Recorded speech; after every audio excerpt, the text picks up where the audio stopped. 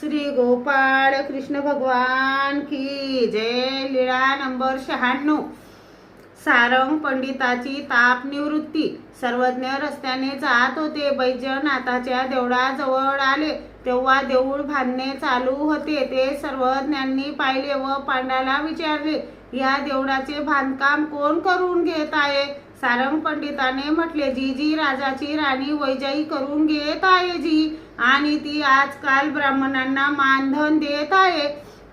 ते दान करीत असताना ती त्या ब्राह्मणांना शास्त्रातील काही प्रश्न विचारून तो ब्राह्मण विद्वान आहे की नाही याची परीक्षा घेत असे। सारंग पंडित मात्र सामान्य असल्यामुळे आपल्याला या दानाचा लाभ मिळत नाही याची त्यांना खंत होती।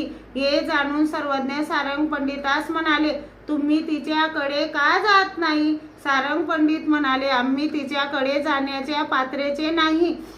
सर्वज्ञांनी सांगितले, तुम्ही तेथे जा। तुम्हाला काही शास्त्रीय विचारपूस न करताच तुमचे नाव ते वहीत नोंदवून घेतील। त्याप्रमाणे सारंग पंडित राजधानीत देवगिरीत राणीकडे गेले तेव्हा ती नुकतीच सिंहासनावर येऊन बसली होती। सारंग पंडित तिला भेटले।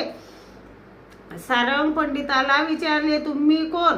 त्यांनी सांगितले, आम्ही पैठणकर सारंग पंडित। राणीने म्हटले, लिहा रे यांचे नाव लिहिले। नंतर ते आपल्या मुक्कामाच्या ठिकाणी आले तेव्हा त्यांच्या अंगात ताप भरला।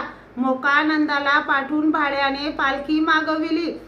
पैठणला आले। सरळ घरी न जाता आधी बाहेरूनच सर्वज्ञांच्या दर्शनासाठी आले। दंडोते घातली, श्रीचरणा लागले।